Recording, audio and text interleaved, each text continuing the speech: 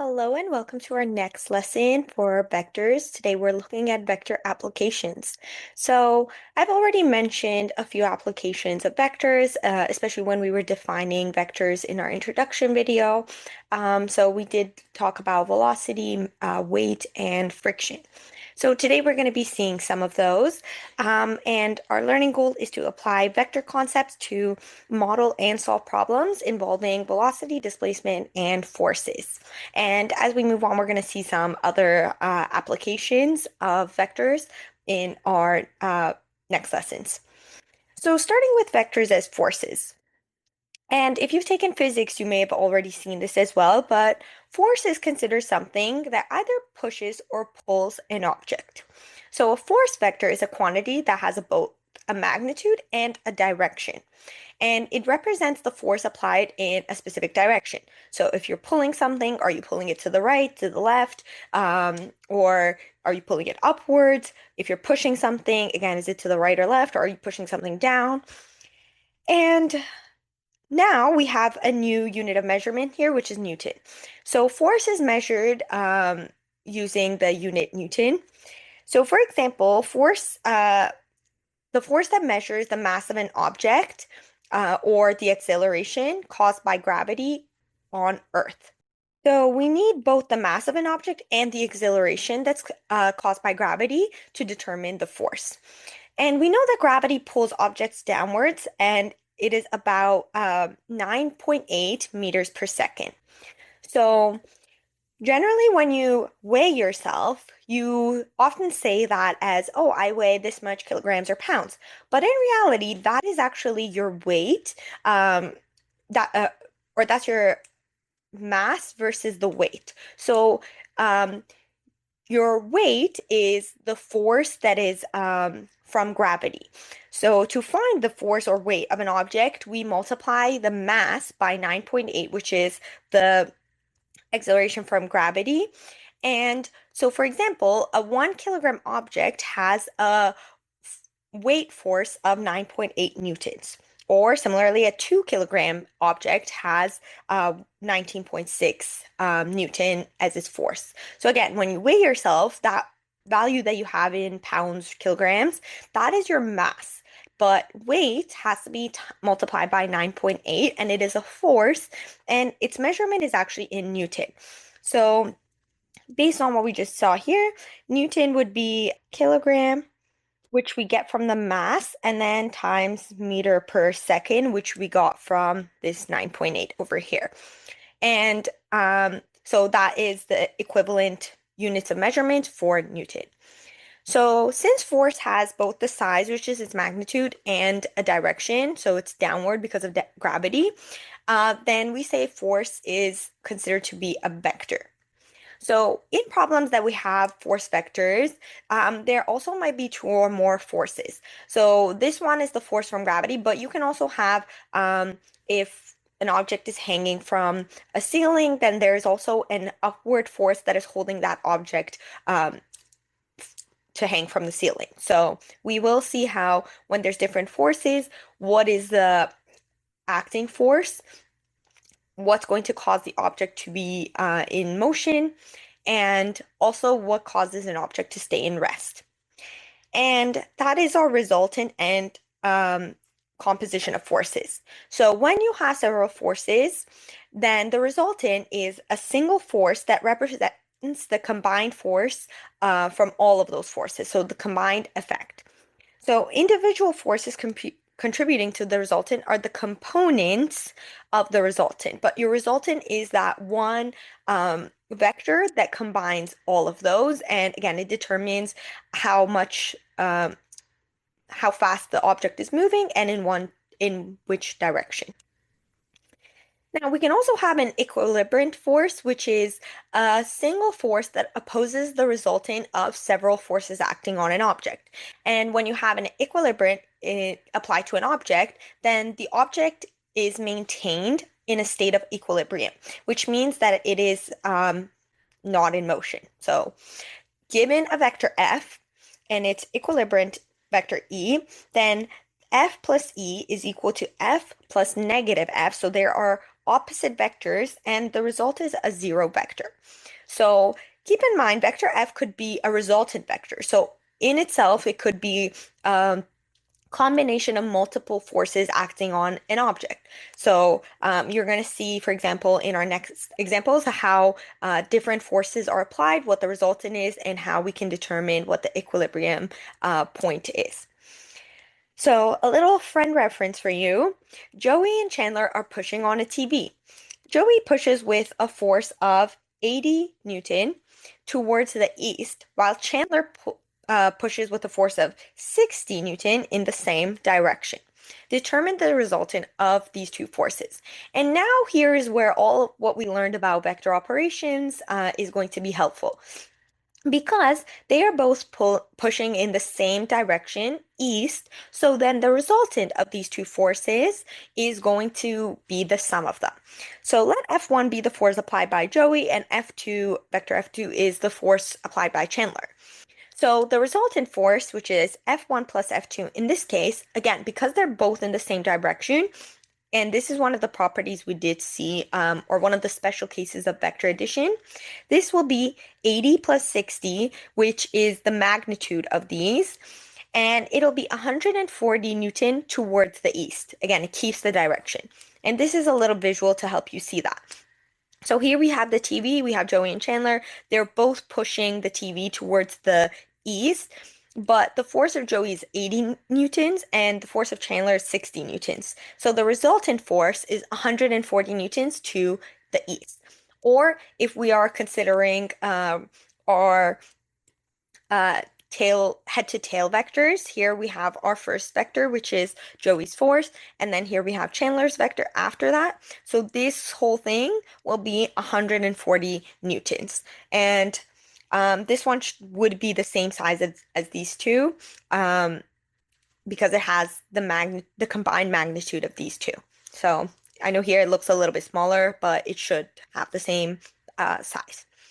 And we say that the equilibrium force is when these two forces are combined, the resultant force is the combination of these, but the equilibrium force would be the opposing force of these two. So for example, if now a third person comes and pushes, so right now, because these two are pushing towards the east, the TV is moving towards the east. But let's say a third, bigger, stronger person comes. Let's say now Monica is pushing from the other side of the TV, and she is pushing at a force of 140 newtons to the west. So then we say that the TV is in a state of equilibrium, so it is not moving. And that would make sense, right? The opposing forces have the same value, the same magnitude, but in opposite directions, so then the TV is not moving. So exactly as we say here. So the equilibriant force of those two is going to be the force of their combined force, but in the opposite direction. So negative F1 plus F2. So it'll be 140 newtons, but towards the west. So to have forces in equilibrium, consider three forces that are non-collinear and in a state of equilibrium. So that means they lie on the same plane and they form a linear combination equal to the zero vector, which is shown as follows.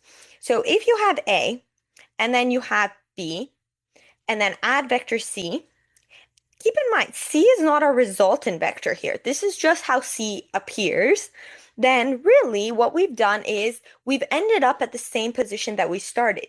So when we do this addition, it's like we haven't even moved at all, and that's what it means to have it equal to the zero vector. Now, showing it this way for three collinear forces, then we have this is vector C, and it's going to the right, and it has this magnitude. Now, A and B are going in the opposite direction, and combined, they have the same magnitude as C, but again, in the opposite direction. So if you add these two together, these are opposite vectors. And really, what we can write is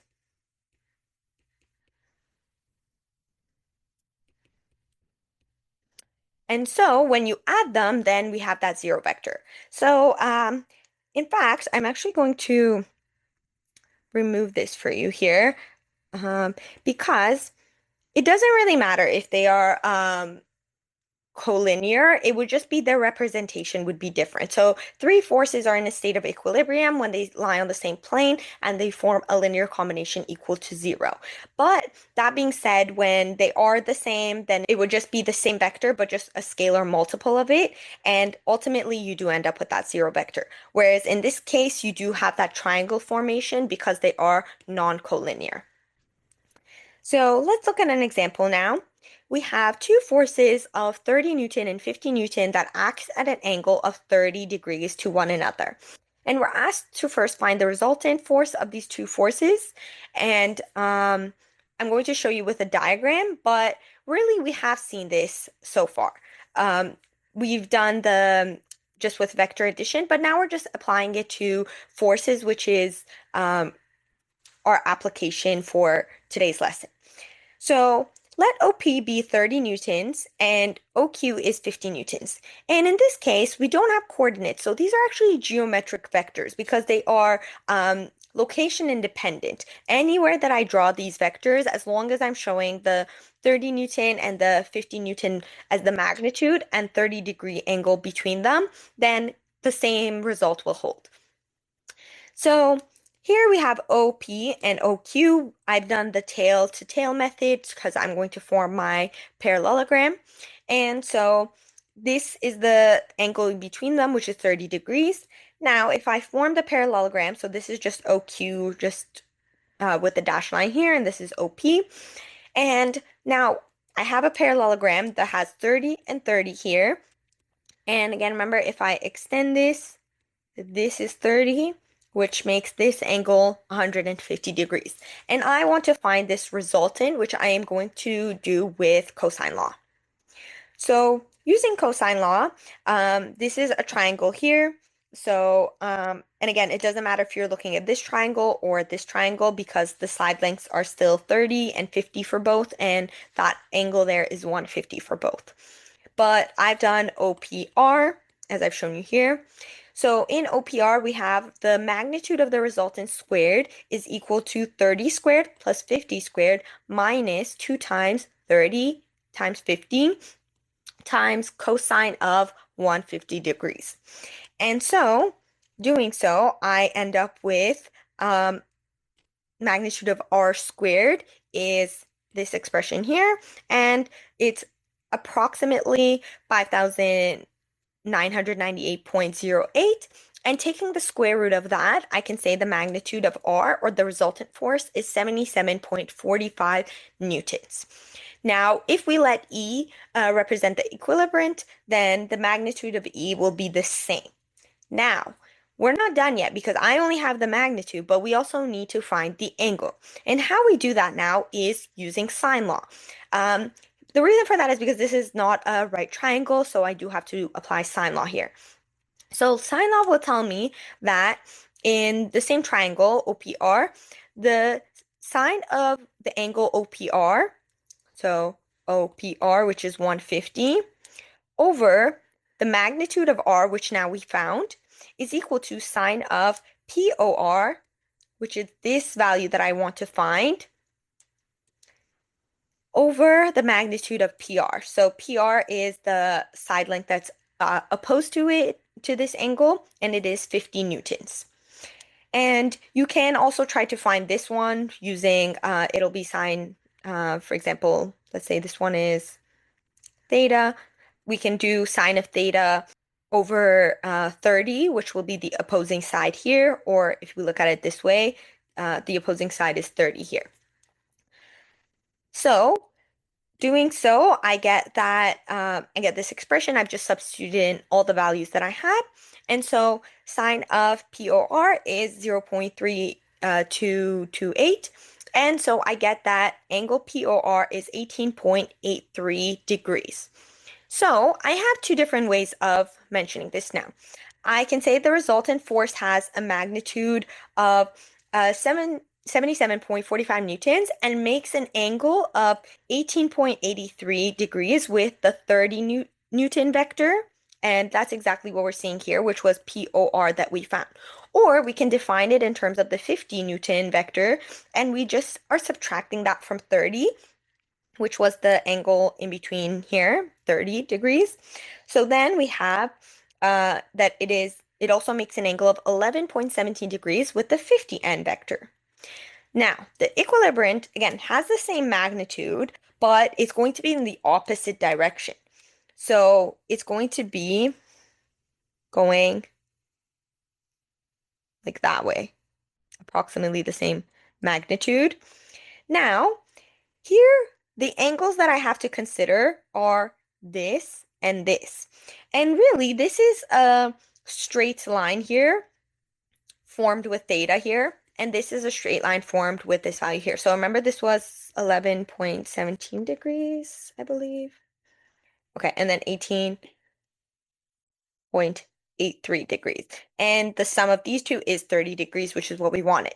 So now to find this angle, I'm subtracting 180 or 18.83 from 180 degrees, or to find this angle, I'm subtracting it also from 180 degrees.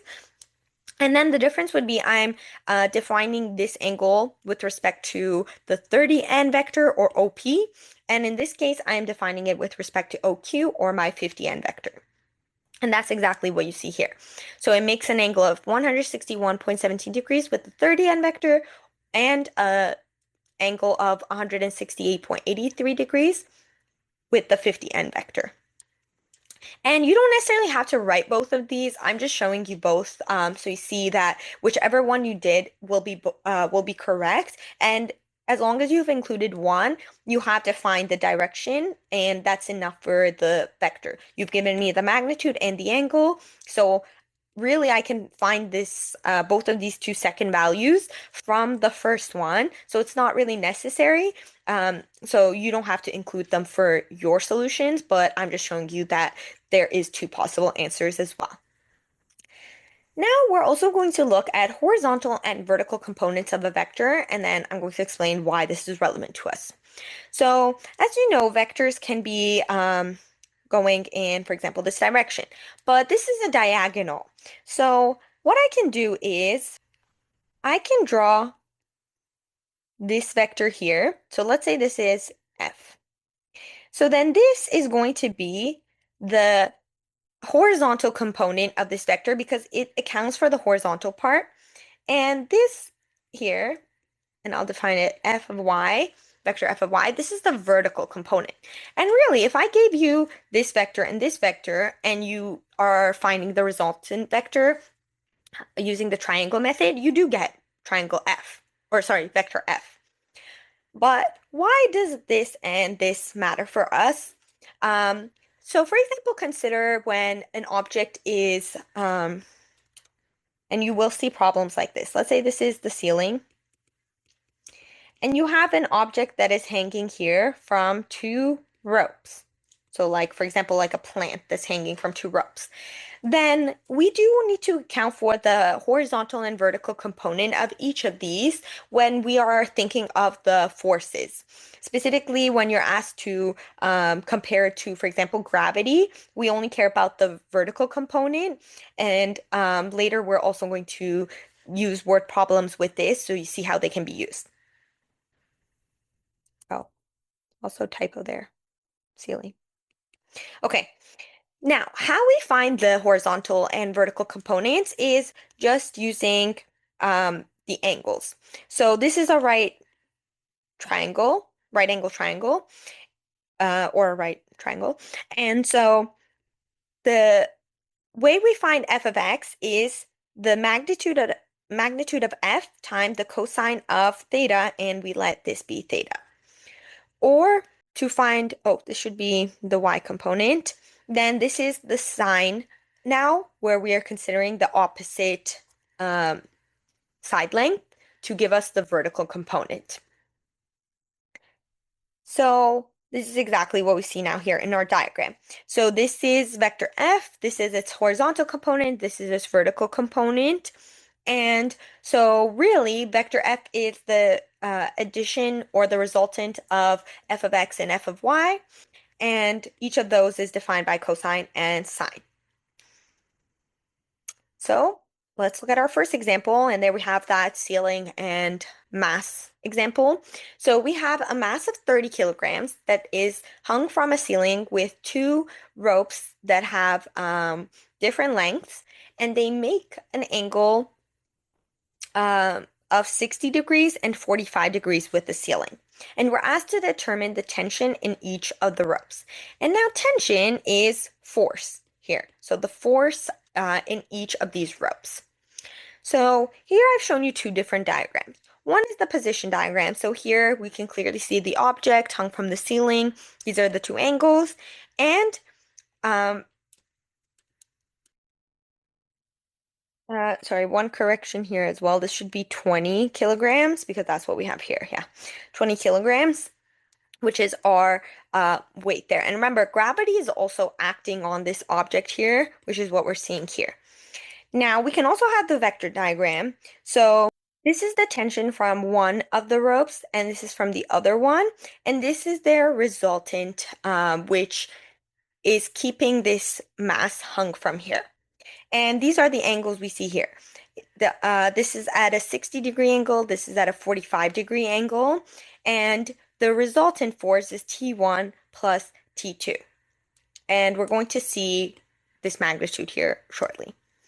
So let T1 be the force from the first rope that's making an angle of 60 degrees, and T2 be the force from the second rope, which is making an angle of 45 degrees. And we also have and this is that 196 that I was just mentioning. This is the downward force from gravity. So 20 kilograms times 9.8 is 196 Newton. Now, going back here, remember these two ropes are acting on this object against gravity. So if these two ropes weren't there, the object would be dropped down because of the force from gravity. And what that force is it's 196 newtons. So that means these two ropes have a resultant that has a magnitude equal to the force from gravity, which is acting opposed to or opposite to the gravity force and holding this object up. And so technically we do have the magnitude of the tension of both of these forces, but we want to know the tension in each of the ropes. So let R be the resultant of T1 and T2. And we already know that the magnitude of R, because this object is in a state of equilibrium, the magnitude is the same as the gravity. So it is 196 newtons. So now from the vector diagram, what I'm doing is I'm going to use sine law here. So the magnitude of T1 over sine of 45 degrees is equal to the magnitude of T2 over sine of 30 degrees, which is equal to 196 over sine of 105 degrees. And 105 comes from here, 60 and 45 are 105. And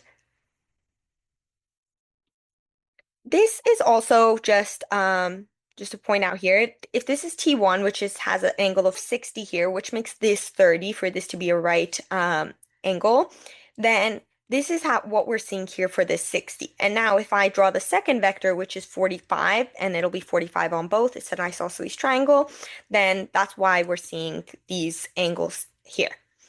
So now I can find, and I have two equations, and I'm just using this for each of them to find the magnitude of T1 and the magnitude of T2. So in the first case, I find the magnitude of T1 to be approximately 143.48 newtons. And the magnitude of T2 is similarly 101.46 Newton.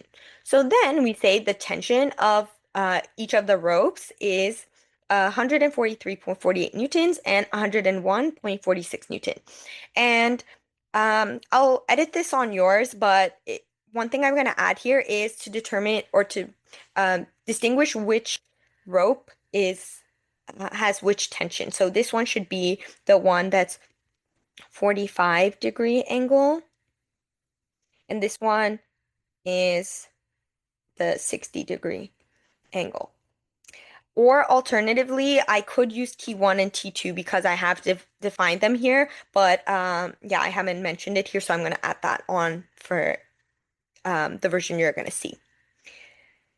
So now I'm going to show you another type of question that you might see in relation to equilibrium.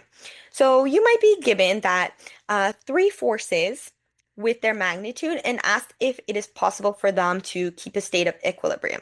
So consider 19N, 3N, and 38N. And remember, if we are, and these are, I'll give you the example for both collinear and non-collinear. So if they're non-collinear, then we have, for example, this is one, this is another, and we need this for them to be in equilibrium state, so the triangle is complete. And if they are collinear, then if we have two of them going this way, then the third one, which goes the opposite way, has to be the same magnitude. So in this case, if I have 19 and 3, that's 22.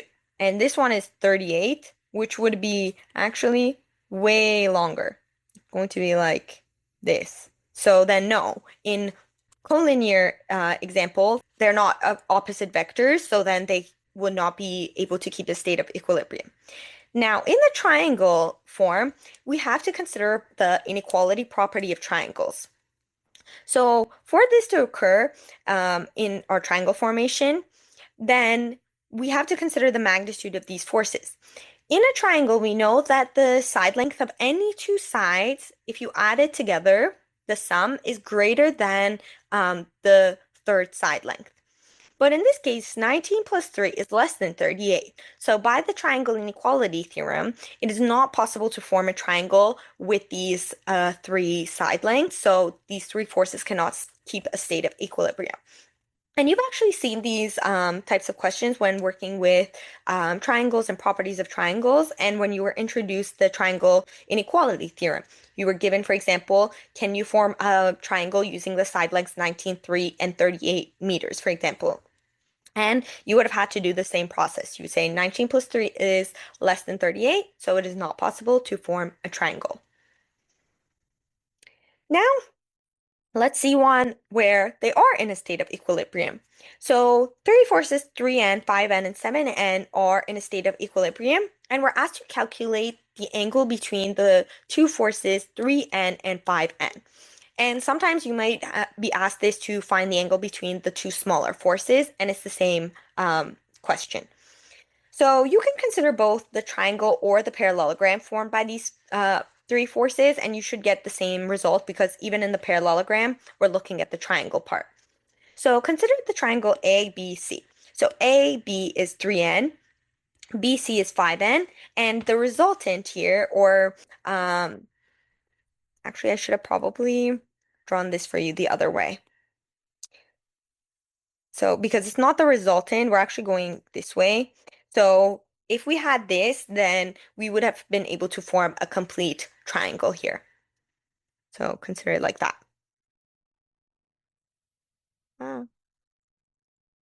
Okay, there we go, something like that. Now, we are considering cosine law here because we want to find this angle. And let's call this one, I put angle CBA, but it could just be theta, so I'm going to call it theta when explaining this. So here, using cosine law, AC squared is equal to AB squared plus BC squared, and these are magnitudes, minus 2 magnitude of AB, magnitude of BC, and then the cosine of theta. So substituting these values, we have 49, which is from 7 squared, is equal to 9 plus 25 minus 2 times 3 times 5, and the cosine of theta, or CBA, that we're trying to find. And rearranging, you get that cosine of angle CBA, or theta, is equal to -1/2. And just knowing your basic angles, we know that this is the angle 120 degrees. So then we can then conclude that the angle between them, which is actually the supplement of CBA, is 60 degrees. And that's actually why I included the parallelogram here as well, because I wanted to, in case it wasn't clear here, to make this point. So remember, if we have AB and we draw BC in the head to tail version, this is actually not the angle AB that we're looking for. This is the angle that we need to find that's between 3 and the vector with 3n and the vector 5n, because they have to be in tail-to-tail position for us to determine the angle. So if this is 120 degrees, it's not the angle between them. This is the angle between them, which we just have to subtract from 180 degrees, and then we get 60 degrees. Now, another example here, we have a plane is heading north with a speed of 400 kilometers per hour, and the wind is blowing 100 kilometers from the northeast, and it intersects the plane and changes its course of motion. And we're asked to find the resultant ground velocity of the airplane. And we've already seen an example like this before as well. So let vector A represent the velocity of the airplane, let vector V represent the velocity of the wind. So here I've shown you the position diagram and the vector diagram again. So here we have, I'm going to change my variables here to match my diagram. So I should have this one as V, and I'll do W for the wind velocity. So yes, the wind velocity is north east, and here northeast means that it is directly in between. So we have 45-degree angle, and that's what you see here. And its magnitude is 100 kilometers per hour, and V is just the airplane that's heading north, and it has a magnitude of 400, and its direction is upward. Now, drawing the vector diagram, we have our airplane, and then this is the wind, and so this is our resultant vector. And this one I already mentioned to you. Why is the angle of the wind 45 degrees? It's because northeast, right? Northeast tells us 45 degrees. If you're also told southwest, that's also 45 degrees if you have not been told the angle. So yes, it implies 45-degree angle. Now, again, I'm using cosine law here with this triangle here to find the magnitude of this resultant here. And again, remember now my angle here is 45 degrees. I do have this angle 45 degrees, so I can work with that. And now using cosine law, I find that the resultant vector, and again, I'm going to update these to match V and W for you, but this should be V and W, and it is approximately 336.80 kilometers per hour. Now, we also need to find the angle for this to be a vector, so now I will use sine law, and using that 45-degree angle as well, I get that the angle is 12.1 degrees approximately. And this is in the northwest direction. So think of a compass, but it is from the north, we're going 12.1 degrees to the west. So the resultant velocity is approximately 336.80 kilometers per hour. That's our magnitude. And the direction is north, 12.1 degrees west. And so just some key concepts from our lesson.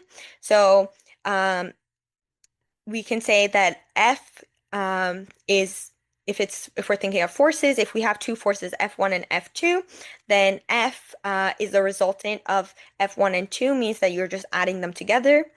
The equilibrant of that force will just be the negative of the sum of the two components. So remember, components are the forces that make up the resultant force. And if we have three vectors A plus B plus C, which is equal to the zero vector, then we say that those three vectors are in a state of equilibrium. And so a little comic to end you off, we have a word problem here, and in answer, we're asked at what time will we pass Mr. Jonas on the road, and yes, he's just saying that given the traffic around here at 5, who knows? Because ultimately, we love to give a lot of definitions and find answers in theory, but in real life, we know that all of these application problems are affected by many different factors, so it's not always as easy as we are seeing here to solve these problems. And as always, please check Google Classroom for any additional tasks, and don't hesitate to reach out if you have any questions, and I will see you all next class.